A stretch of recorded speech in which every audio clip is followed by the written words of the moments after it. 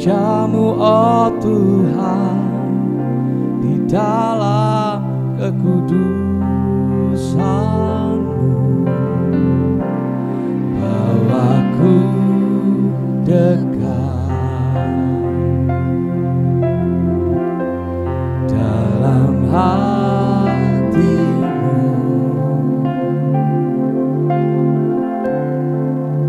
Ku rindu mendengar suara-Mu oh Tuhan, di tempat kudus-Mu sekarang. Ku rasakan kasih-Mu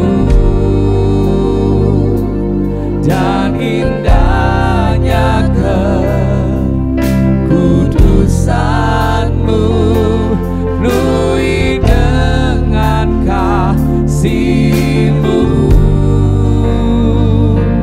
di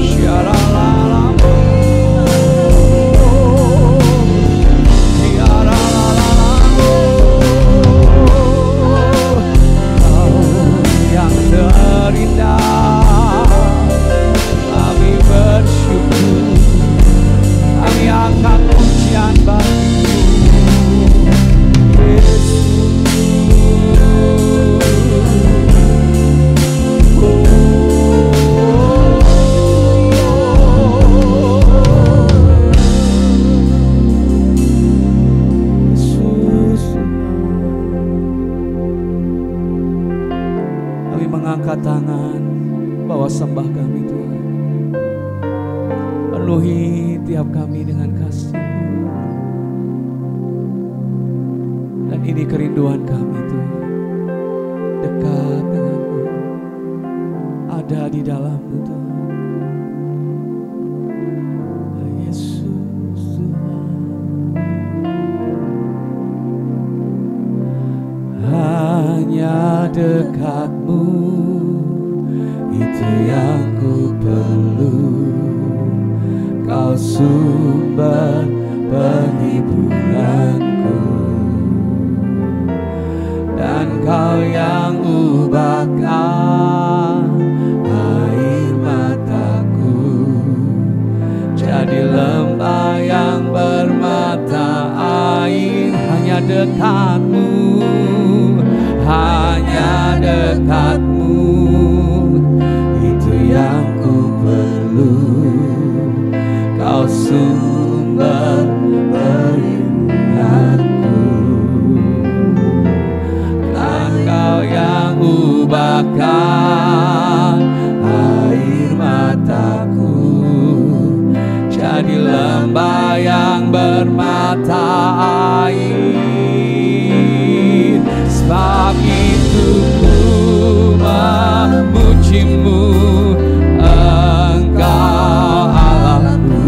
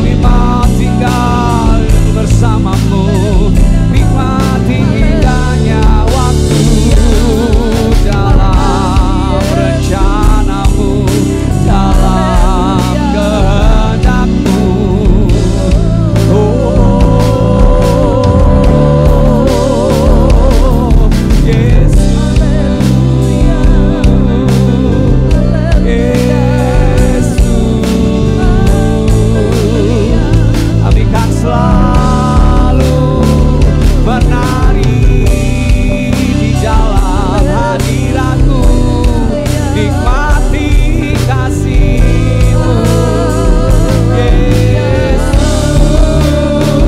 Shalalamu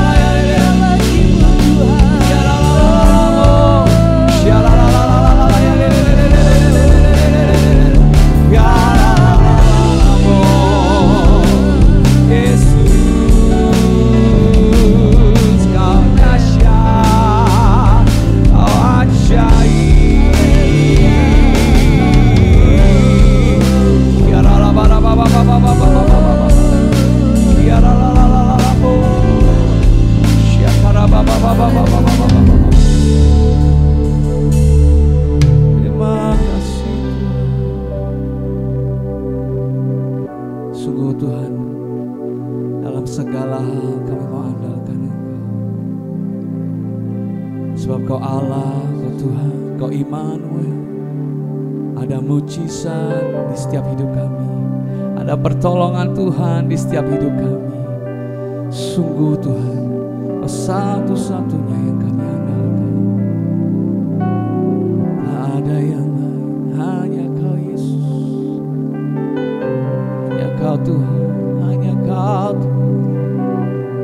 Oh Yesus.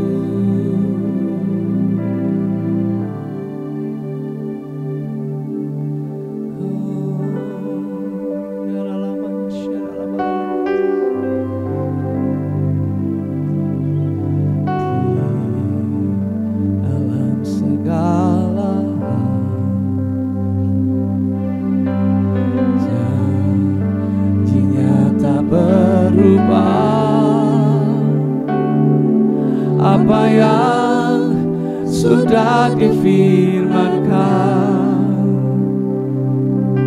terjadi saat kita percaya.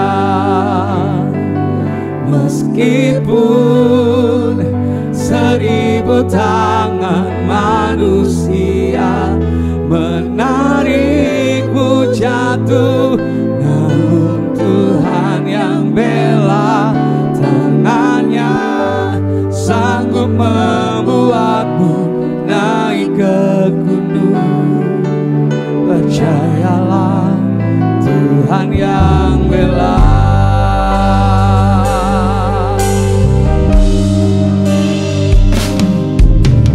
Di dalam segala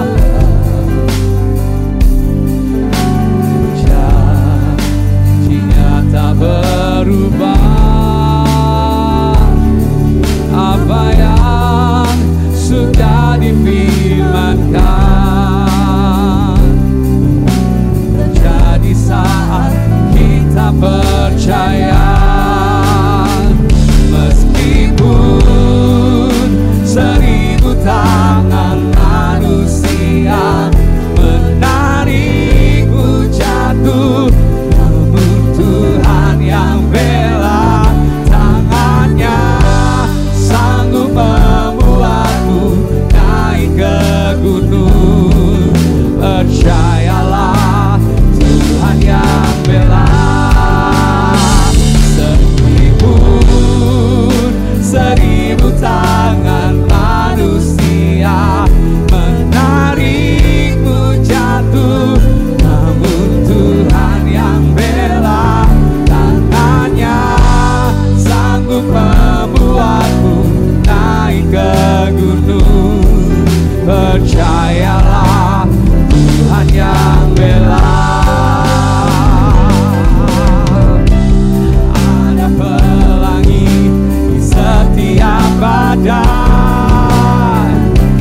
dan ada tawa di setiap air mata.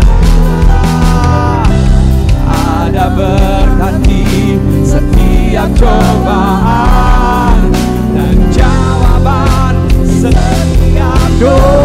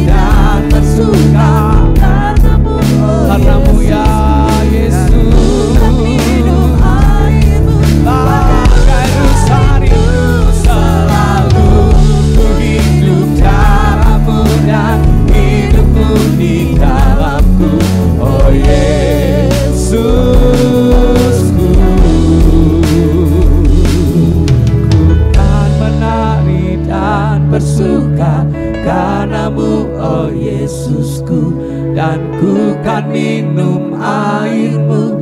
Bagai rusa rindu selalu ku hidup dalammu dan hidupmu di dalamku. Oh Yesusku, Kau sangat ku cinta.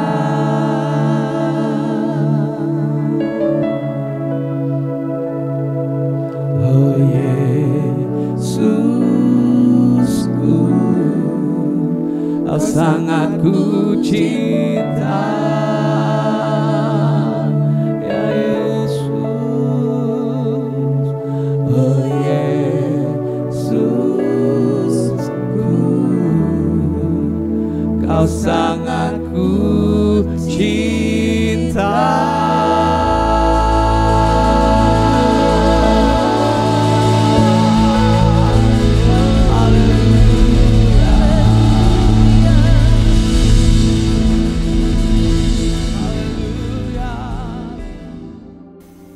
Haleluya, haleluya.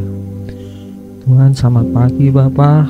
Kami mengucap syukur Tuhan untuk pagi hari ini Tuhan, karena Engkau sudah memberkati kami sepanjang minggu ini Tuhan. Berkati keluarga kami Tuhan yang mungkin saat ini sedang bekerja, sedang melakukan aktivitas di luar sana Tuhan. Berkati mereka Tuhan, agar apa yang mereka lakukan, apa yang mereka kerjakan Tuhan, sesuai dengan kehendak-Mu Tuhan. Ya Tuhan, kami juga berdoa Tuhan untuk bangsa kami, kota kami Tuhan. Berkati agar apa yang ada masalah di kota kami, bangsa kami ini Tuhan, bisa diselesaikan dengan baik Tuhan, dan dengan cepat Tuhan. Ya Tuhan, kami juga berdoa untuk gereja kami Tuhan, Ephrata Community Church Tuhan. Berkati jemaat-jemaat juga Tuhan, biar kiranya Tuhan juga menolong mereka Tuhan, memberkati mereka Tuhan, memberikan berkat yang berlimpah Tuhan. Kami bersyukur Tuhan, karena kami juga memiliki Tuhan yang sangat luar biasa Tuhan. Ya Tuhan, kami juga berdoa untuk saudara-saudara kami Tuhan. Mungkin mereka-mereka Tuhan yang saat ini sedang mengalami kesusahan dalam ekonomi, mengalami sakit penyakit Tuhan, biar kiranya Tuhan yang menolong, menyembuhkan, Tuhan yang mempermudahkan apa yang mereka rencanakan Tuhan. Ya Tuhan, kami membawa doa kami ini dalam tangan-Mu Tuhan. Dalam nama Tuhan Yesus kami sudah berdoa dan mengucap syukur. Haleluya, amin. Amin. Puji Tuhan. Shalom, selamat pagi jemaat yang dikasih Tuhan. Kita bersyukur kepada Tuhan buat anugerahnya. Kita boleh bangun di pagi hari ini. Mari kita mau cari Tuhan, cari wajahnya, percaya biar Tuhan yang pegang kendali dalam hidup kita. Serahkan hidup kita kepada Tuhan, maka Tuhan yang bertindak dalam hidup kita. Amin. Saya berterima kasih kepada Bapak Gembala yang pada pagi hari ini juga memberikan kesempatan kepada saya untuk menyampaikan kebenaran firman Tuhan. Saya beri judul Tuhan yang pegang kendali. Bapak Ibu yang dikasihi Tuhan, tidak ada sesuatu yang terjadi di dunia ini tanpa sepengetahuan Tuhan atau di luar kontrolnya Tuhan. Bahkan firman Tuhan dengan jelas berkata bahwa tidak sehelai pun dari rambut kepalamu akan hilang kalau itu tanpa seizin Tuhan. Tuhan yang pegang kendali. Mari kita baca di dalam Roma 8 ayatnya yang 28 berkata, kita tahu sekarang bahwa Allah turut bekerja dalam segala sesuatu untuk mendatangkan kebaikan bagi mereka yang mengasihi Dia, yaitu bagi mereka yang terpanggil sesuai dengan rencana Allah. Kita sudah sering bahkan selalu mungkin mendengar ayat ini. Dikatakan bahwa Allah turut bekerja dalam segala sesuatu untuk mendatangkan kebaikan bagi mereka yang mengasihi Dia. Bapak Ibu yang dikasihi Tuhan, pada akhirnya kehendak dan rencana Tuhanlah yang terjadi di dalam hidup kita. Meskipun manusia sudah banyak membuat rencana, banyak merancang sesuatu untuk masa depannya, tapi Tuhan yang pegang kendali. Artinya Tuhan membuat segala sesuatu itu terjadi di dalam waktunya Tuhan. Dia bekerja dalam segala sesuatu. untuk mendatangkan kebaikan bagi mereka yang mengasihi Dia. Seringkali kita diperhadapkan dengan persoalan yang berat, dengan begitu banyak masalah yang secara manusia kita tidak mampu. Kalau kita mengerti bahwa di dalam setiap keadaan, bahwa di titik terendah kita sekalipun, Dia Tuhan yang hadir, dikatakan mendatangkan kebaikan bagi mereka yang mengasihi Dia. Mari percayalah bahwa apapun kondisimu hari ini, apapun masalah seberat apapun, percayalah semua ada dalam kendalinya Tuhan. Melalui setiap peristiwa yang terjadi, kita diingatkan bahwa Tuhanlah yang memegang kendali dalam hidup kita. Sebagai orang yang percaya, mari terus berserah kepada Tuhan, terus percaya kepada Tuhan, bahwa Tuhan tidak pernah menutup mata melihat anak-anaknya yang saat-saat ini mungkin sedang menderita, mungkin sedang terserang sakit penyakit. Mungkin kata dokter tidak akan sembuh, tapi percayalah, Tuhan tidak pernah menutup mata, semua ada di dalam kendalinya Tuhan. Bangun harapanmu, bangkitkan imanmu untuk terus percaya sampai engkau mengalami kebaikan-kebaikan Tuhan di dalam hidupmu, dalam setiap situasi, baik yang menyenangkan maupun situasi yang sulit. Dia Allah yang bekerja untuk kebaikan. Mari kita mau belajar untuk mengikuti rencana Tuhan. Ada banyak mungkin rencana-rencana kita yang tertunda, dan belum tentu itu sesuai dengan rencananya Tuhan. Ada banyak mungkin rancangan-rancangan kita yang sudah kita susun rapi, tapi ketika di perjalanan rancangan kita menjadi kacau dan kita menyalahkan diri, kita menyalahkan orang lain. Bahkan tidak banyak orang ketika ada di titik terendah berani untuk menyalahkan Tuhan. Ingat, Tuhan yang pegang kendali di dalam kehidupan kita. Melalui setiap pergumulan, melalui setiap duka cita, melalui sebuah peristiwa yang terjadi, Tuhan mau supaya kita mengikuti caranya Tuhan, bukan mengikuti kemauan kita. Amsal 19 ayat 21 firman Tuhan berkata, banyaklah rancangan di hati manusia, tetapi keputusan Tuhanlah yang terlaksana. Sebagai orang yang percaya,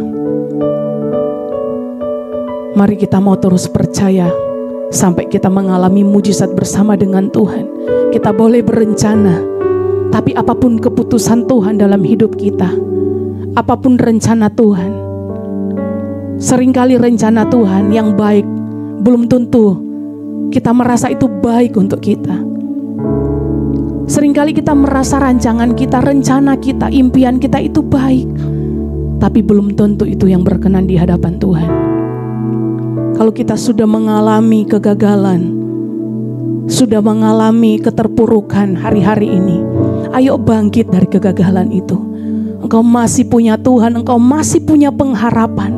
Berjalan dengan iman, raih keberhasilan bersama dengan Tuhan.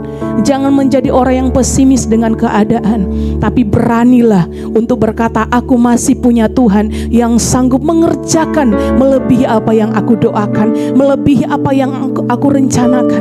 Saat engkau menyerahkan seluruh persoalanmu kepada Tuhan, seluruh pergumulanmu kepada Tuhan, dan engkau mengizinkan Tuhan ambil alih dalam hidupmu, maka engkau akan melihat karya Tuhan, mujizat demi mujizat Tuhan kerjakan di dalam kehidupanmu. Tuhan tahu segalanya. Dikatakan dalam Mazmur 33 ayat 13 sampai 14, Tuhan memandang dari sorga, Ia melihat semua anak manusia dari tempat kediamannya, Ia menilik semua penduduk bumi.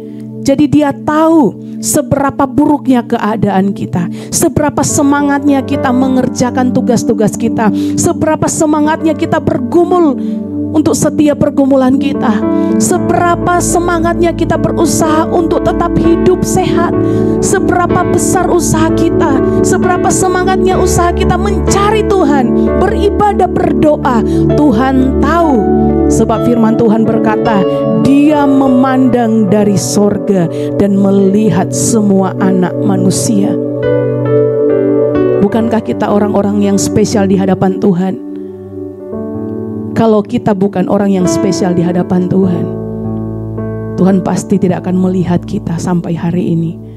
Tapi kalau sampai detik ini engkau masih bisa bernafas, engkau masih bisa ketemu dengan keluarga, bukankah ini bicara tentang kemahatauan Tuhan, kebaikan Tuhan yang sungguh tiada taranya yang Tuhan kerjakan dalam hidup kita. Sebab itu apapun yang terjadi, jangan pernah berpikir bahwa Tuhan tidak peduli dalam hidup kita. Bukan hanya di situasi yang baik saja Tuhan hadir, tapi di segala situasi Tuhan itu peduli di dalam kehidupan kita. Tuhan seringkali mengizinkan kegagalan terjadi untuk membawa kita kepada satu kebenaran, bahwa kita tidak bisa hidup sendiri, kita butuh Tuhan. Akan ada waktu di mana Tuhan menempatkan kita dalam situasi-situasi yang akan menyebabkan kita menyadari kekurangan kita, sehingga membuat kita belajar bergantung sepenuhnya kepada Tuhan. Bapak Ibu yang dikasihi Tuhan, hari-hari ini kalau kita mau bertahan dalam kesukaran, jangan pernah andalkan dirimu, tapi andalkanlah Tuhan. Jangan paksakan kehendak pribadimu, tapi biar izinkan Tuhan bekerja di dalam hidupmu. Kalau ada dorongan dari hatimu untuk kecewa dengan keadaan, untuk menyalahkan Tuhan, untuk menyalahkan orang lain, percayalah, engkau ada di situasi di mana setan sedang menjauhkan engkau dari hadirat Tuhan. Saat engkau mulai mengambil keputusan untuk menyalahkan Tuhan, saat itulah setan sedang menarik engkau untuk dekat dengan Tuhan. Tapi dalam segala situasi belajarlah untuk mengucap syukur. Bapak Ibu yang dikasihi Tuhan, saya pribadi mengucapkan terima kasih kepada seluruh jemaat Efrata buat doa-doanya, buat kasihnya, buat perhatiannya, buat semua kebaikan hati Bapak Ibu yang sudah dilakukan untuk keluarga kami. Saya bersyukur. Jadi waktu beberapa bulan kemarin saya ditelepon sama papa menunjukkan kondisi mama, dan saya melihat waktu itu saya lihat kok kurus banget. Saya tanya, Pak, kok mama kurus, masih makan gak? Masih. Itu saya pulang terakhir itu bulan Februari. Bulan Februari sebelum saya pulang, waktu itu saya doa untuk mama karena kondisinya sakit. Waktu di tengah-tengah doa itu Tuhan bicara dengan jelas bahwa kamu akan kehilangan orang yang kamu kasihi. Dan hanya dua yang terjadi dalam hidupmu. Satu, engkau akan terburuk dengan keadaan, engkau akan menyalahkan Tuhan. Yang kedua, engkau akan jadi berkat dengan peristiwa ini. Waktu saya dapat itu saya dalam ketakutan Bapak Ibu. Saya terus doa sama Tuhan, dan waktu itu saya izin kepada Bapak Gembala untuk pulang di sana itu. Waktu itu bulan Februari, dan saya berusaha untuk memberi yang terbaik untuk mama. Saya di sana selama 2 minggu saya rawat mama. Dan waktu saya mau pulang itu, saya lihat kondisi mama. Saya betul-betul melihat tidak ada luka sama sekali. Hanya ada luka tinggal sedikit aja yang di kaki. Jadi saya pulang. Tapi waktu saya pulang, saya hidup dengan ketakutan selama bulan Februari, Maret, April, Mei. Saya bergumul Bapak Ibu. Juni saya lihat kondisi mama masih sempat dijemur sama kakak ipar saya. Saya lihat kondisi kok menurun. Tapi saya telepon terus, saya hubungi sampai masuk bulan Juli. Saya lihat kondisi mama, kata papa, kayaknya sepertinya mama itu kena stroke ketiga karena sudah tidak bisa digerakkan, selalu mengeluh sakit.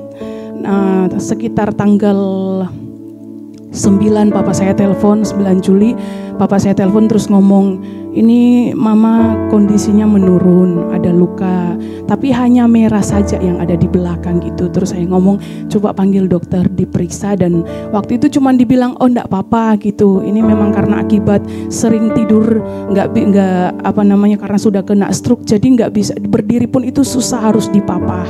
Dan singkat cerita, ketika tanggal 12 Juli mama saya ulang tahun, dan itu di video sama jemaat, dan itu dikirim ke saya. Waktu saya lihat kondisi mama, tiba-tiba terbersit di pikiran saya, waduh, jangan-jangan ini terakhir mama ulang tahun. Sempat terpikir seperti itu. Dan waktu saya lihat kondisi mama itu sudah nggak bisa tiup lilinnya. Waktu disuruh tiup, saya lihat di video hanya papa yang bantu untuk tiup, dan saya sudah mulai deg-degan Bapak Ibu, karena saya lihat juga, aduh kok pucat sekali. Tapi saya berusaha untuk tegar. Saya tahu bahwa mungkin masih Tuhan kasih kesempatan beberapa bulan, tapi sebenarnya ada ketakutan karena saya mendapat sesuatu yang dari Tuhan, bahwa ada orang yang kamu kasih akan dipanggil Tuhan. Dan singkat cerita, tanggal 13 hari Minggu, waktu sebelum saya pelayanan, 10 menit sebelum pelayanan itu saya dikirimi gambar fotonya mama. Itu posisi hanya bagian belakang saja di foto, dan waktu saya lihat dan di videonya itu saya lihat lukanya itu dibersihkan, dan saya nggak kuat Bapak Ibu. Saya aduh kok seperti ini. Waktu saya telepon papa saya, sempat diangkat dan papa saya ngomong, itu lukanya sudah sampai di tulang ekor. Wah, saya dengar seperti itu, dan saya lihat video mama bernafas itu kayak tidak kayak tinggal satu-satu seperti itu, tapi saya lihat hanya bagian belakangnya saja.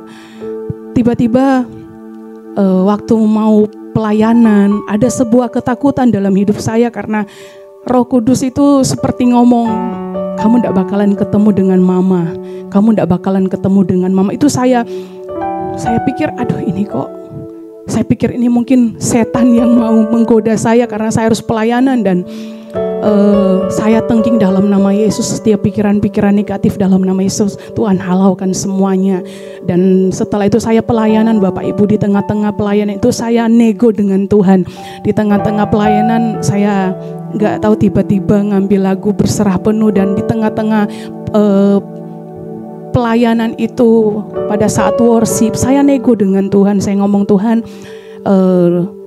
biar ini menjadi sebuah kabar baik bahwa Tuhan sanggup mengerjakan melebihi apa yang aku doakan. Dan saya berserah betul-betul totalitas, dan waktu saya betul-betul berserah sama Tuhan, saya merasakan ada damai sejahtera. Tapi ketika saya pulang rumah, papa saya telepon, papa saya cerita bahwa hari Minggu itu, karena di sini selisih 1 jam dengan di tempat saya, hari Minggu itu sebenarnya mama itu kalau mau dilihat kondisinya, itu tangan sama kakinya itu sudah dingin Bapak Ibu. Sehingga waktu mau mulai ibadah, ada jemaat yang tanya, Om ini mau mulai ibadahnya atau gimana? Oh dimulai aja, nanti Om nyusul. Dan Papa sudah jadi agak bingung karena seorang diri di sana cuman berdoa dengan mama. Papa doa minta anugerah Tuhan supaya diberikan kesempatan juga untuk hidup. Nah, karena papa saya itu tipe orang yang tidak orangnya tuh diem gitu, nggak meledak, cuman ngomong begini, kondisi mama tadi pagi tuh sempat dingin kaki tangannya, tapi malamnya itu ketika dokter datang dan dibersihkan lukanya, dikasih obat, itu sudah bisa makan. Saya teringat peristiwa ada oma gembala yang kami rawat. Seperti itu Bapak Ibu, diminta makan banyak, ternyata 2 hari kemudian meninggal. Dan saya ketakutan Bapak Ibu. Hari Minggu itu saya mulai telepon papa, pulang dari pelayanan di gereja, saya sampai rumah saya telepon papa, Pak gimana, apakah saya pulang? Papa ngomong tunggu dulu 1-2 hari lagi, ngomongnya seperti itu. Saya telepon kakak saya nggak diangkat, dan Minggu sore papa saya telepon, dan waktu itu papa saya telepon, papa suaranya bergetar. Dia ngomong, kondisi mama kok nafasnya kok tinggal satu-satu, tinggal tarik nafas panjang seperti itu ya. Saya masih menawar, apakah saya pulang sekarang? Papa saya ngomong tunggu lagi. Nah, hari Senin pagi itu saya ngomong sama Tuhan, biar Pak Victor keluar dari rumah, saya pengen teriak. Saya ngomong, saya pengen doa, Tuhan saya gak kuat. Nah terus kemudian entah gimana caranya, akhirnya Pak Victor pamit, aku tak keluar. Waktu Pak Victor pergi, saya teriak, saya cuma ngomong Tuhan. Tiba-tiba Tuhan ngomong pulang. pulang. 2 kalimat itu yang 2 kata itu yang saya dengar. Terus saya ngomong sama Pak Fik, aku tak telepon Pak Han. Dan benar Bapak Ibu, saya telepon Pak Han izin. Dan saya telepon kakak saya tuh ngomong, kayaknya mama itu tinggal nunggu kamu gitu. Waduh. Dan waktu hari Senin malam ketika saya sedang menyiapkan baju, udah waktu di jemuran, Roh Kudus tuh bicara seperti ini, bawa baju putih sama baju hitammu. Itu rasanya Bapak Ibu, hati saya itu rasanya seperti ketarik gitu, rasanya wah berat banget. Saya langsung lari ke kamar, terus saya nangis, saya ngomong sama Pak Afik, masa si Tuhan tega? Loh kenapa? Masa saya di belakang Tuhan suruh aku tuh bawa baju putih, bawa baju hitam? Maksudnya gimana? Saya pulang ke sana itu saya hanya mau menyerahkan mama ke Tuhan. Pak Afik ngomong begini, ya sudah kalau kamu tahu itu dari Tuhan kamu bawa. Dan saya saya itu ngeyel-ngeyelan sama Tuhan. Saya ngomong enggak. Jadi singkat cerita saya enggak bawa baju putihnya, saya tinggal.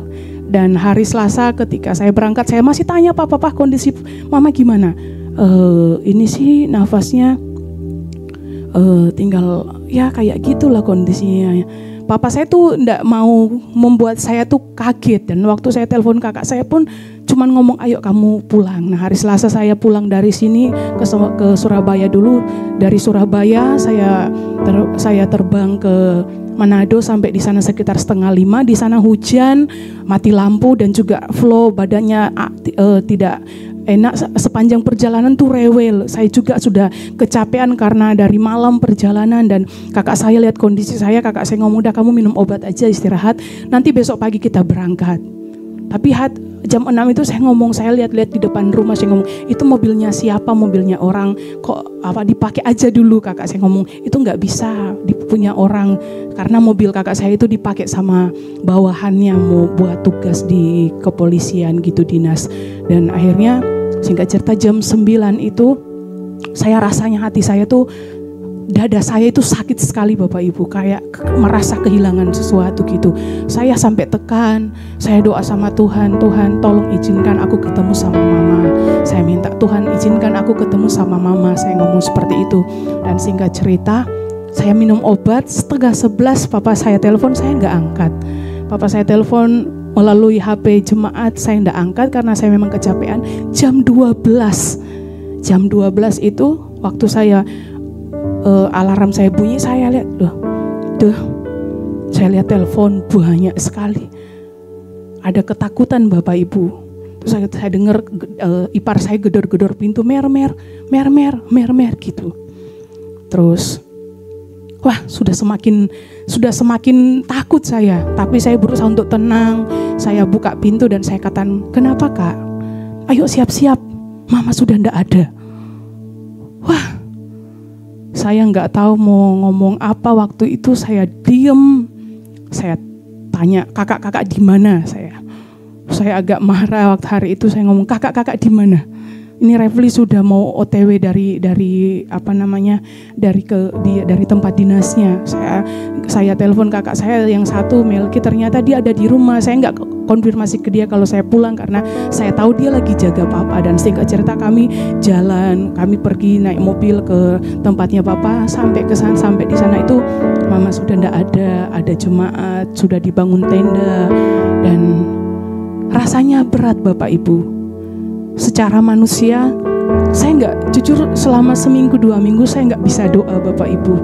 Saya nggak bisa doa, saya nggak mau ngomong sama Tuhan sama sekali. Saya seperti lagi ngambek sama orang tua. Saya nggak ngomong sama sekali. Saya saya cuma bilang sama papa, kok papa nggak ngasih tahu. Papa saya hanya sampaikan waktu di telepon, ngomong kalau Mary lagi tidur nggak usah dibangunin, kasihan capek. Itu bahkan mama sudah ndak ada masih ngomong seperti itu. Besok aja jam 4 baru dibangunin, kasihan dia capek. Saya ketemu dengan papa, saya minta maaf. Dan setelah mungkin sekitar 1 jam kami nangis lihat mama kondisi, saya minta maaf karena berat. Sebagai anak berat untuk kehilangan seorang ibu, apalagi jauh, jarang ketemu. Tapi hari itu saya cuma minta satu sama Tuhan. Saya ngomong gini, Tuhan, dan juga ngomong sama mama, "Mah, satu aja mah. Saya minta satu sama mama. Kalau mama itu masih dengar suara saya, coba buka sedikit matanya mama. Cuman sedikit aja." Jadi saya duduk di depannya mama, saya lihat matanya Bapak Ibu. Saya lihat sekitar 5-10 menit saya lihat. Saya ngomong sambil sapu-sapu tangannya, "Ma, Mary sudah datang, Ma. Mary sudah datang. Ma, buka mata sedikit, Ma, biar saya enggak kecewa." Saya ngomong gitu. Dan benar Bapak Ibu, mama saya tuh matanya itu kebuka sedikit. Dan itu saya nangis, saya hanya ngomong terima kasih. Tapi ada momen yang indah antara papa dengan mama. Papa cerita, mungkin kalau kami bertiga anak-anak ada di sana, mungkin momen itu tidak terjadi. Karena kami yakin bahwa ya kalau kami di sana waktu pas detik-detik mama meninggal, mungkin kami sibuk, kami nangis dan lain-lain. Papa saya cerita di waktu jam 11, papa saya sudah kecapean ngurus mama, dan sekitar jam 12 itu papa tidur, kakinya diangkat, ditaruh tempat tidur dan tangannya memegang kepala. Tiba-tiba kakinya tuh kayak dipukul gitu, papa saya kaget.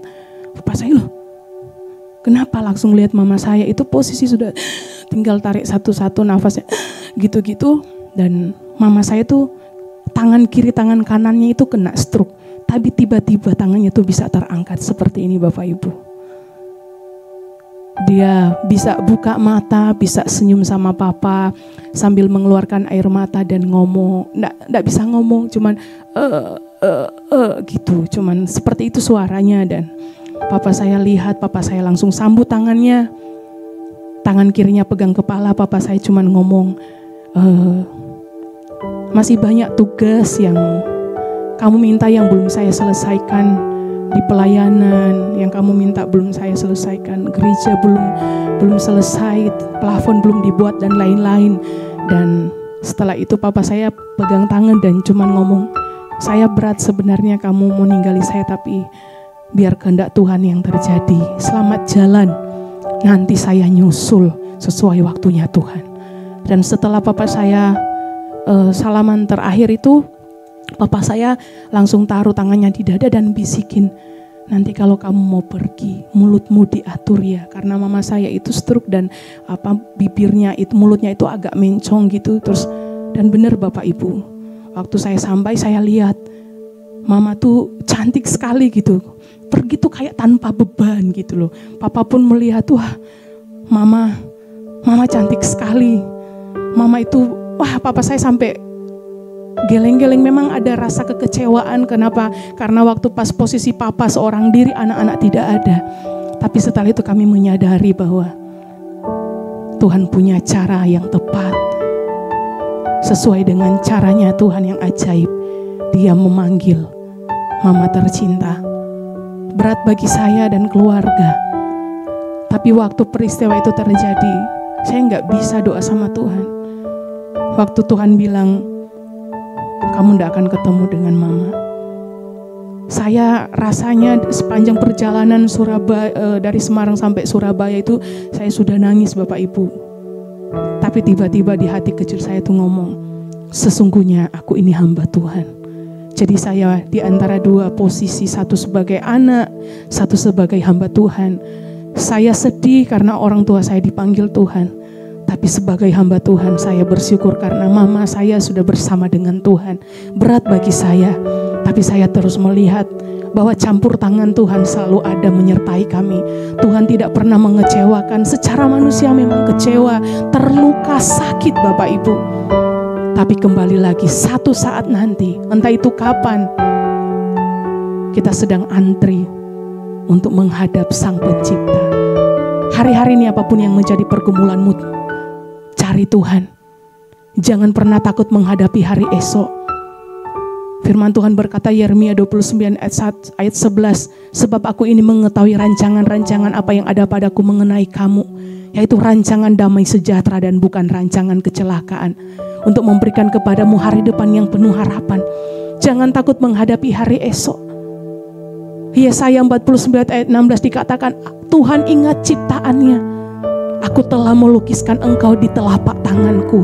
Siapapun engkau, apapun kondisimu, bobrok seperti apapun hidupmu, kalau engkau mau kembali kepada Tuhan, tangannya yang terbuka, Dia menunggu kedatangannya. Dia mau mengangkat engkau, Dia mau memeluk engkau dan berkata, ayo nak, kembali berjalan sesuai dengan caraku, bukan caramu.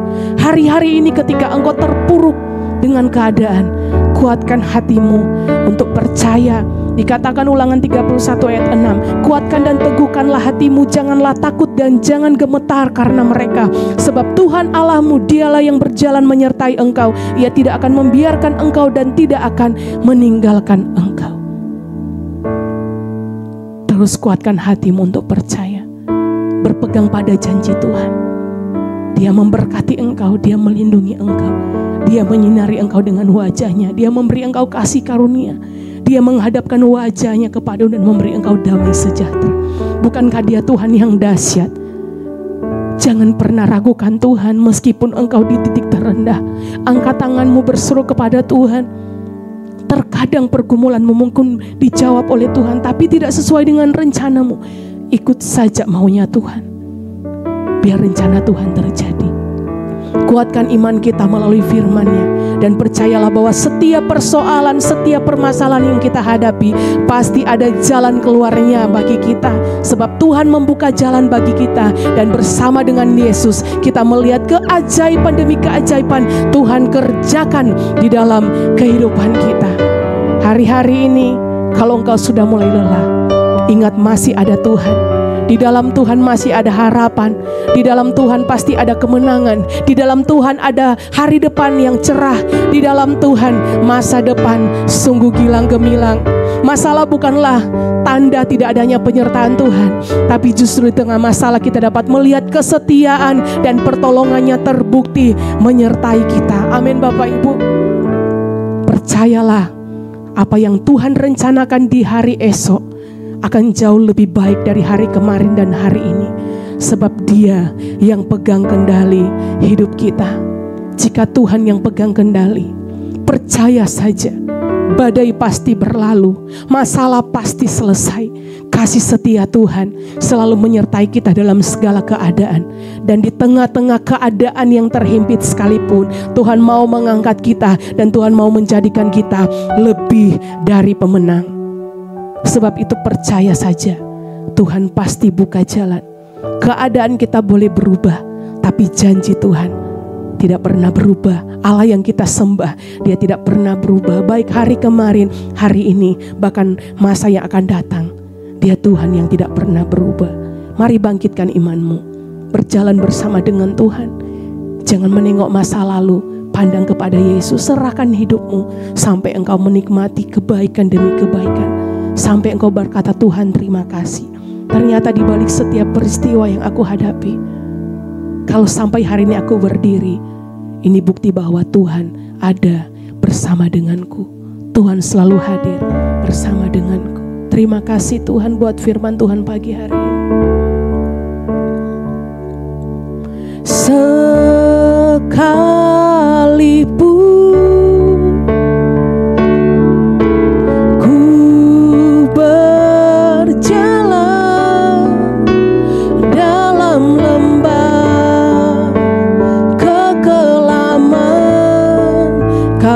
besertaku,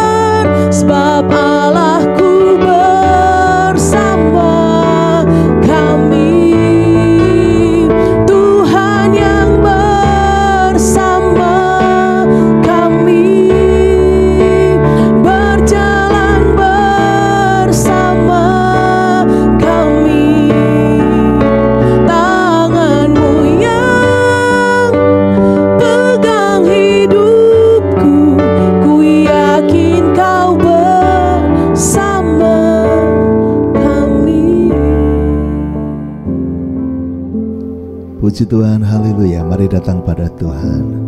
Bapa, terima kasih untuk pagi ini. Kami boleh ada di hadirat-Mu, kami boleh menyembah-Mu, menaikkan doa-doa kami. Terimalah semuanya untuk menyenangkan hati-Mu. Berkenan, kami bersyukur buat semuanya. Juga untuk firman yang boleh kami dengar. Kiranya kami semakin dekat dan melakukan kehendak-Mu. Berkati hamba-Mu, Bu Mary yang sudah menyampaikan firman. Tuhan memberikan kekuatan dan pakem menjadi hamba-Mu yang luar biasa. Memberkati sepanjang hari ini, bahkan sepanjang minggu ini. Kiranya Tuhan menyertai kami. Immanuel, mujizat pasti ku alami. Berkati semua yang ikut saat teduh pemberitaan ini. Kami masuki hari ini dengan sukacita. Saudaraku, terimalah berkat dari Allah Bapa, cinta kasih Tuhan Yesus Kristus, dan persekutuan dengan Roh Kudus menyertai senantiasa sekarang sampai selama-lamanya. Doa Bapa kami. Bapa kami yang di surga, dikuduskanlah nama-Mu, datanglah kerajaan-Mu, jadilah kehendak-Mu di bumi seperti di surga. Berikanlah kami pada hari ini makanan kami yang secukupnya, dan ampunilah kami akan kesalahan kami, seperti kami juga mengampuni orang yang bersalah kepada kami. Dan janganlah membawa kami ke dalam pencobaan, tetapi lepaskanlah kami daripada yang jahat. Karena Engkaulah yang mempunyai kerajaan dan kuasa dan kemuliaan sampai selama-lamanya.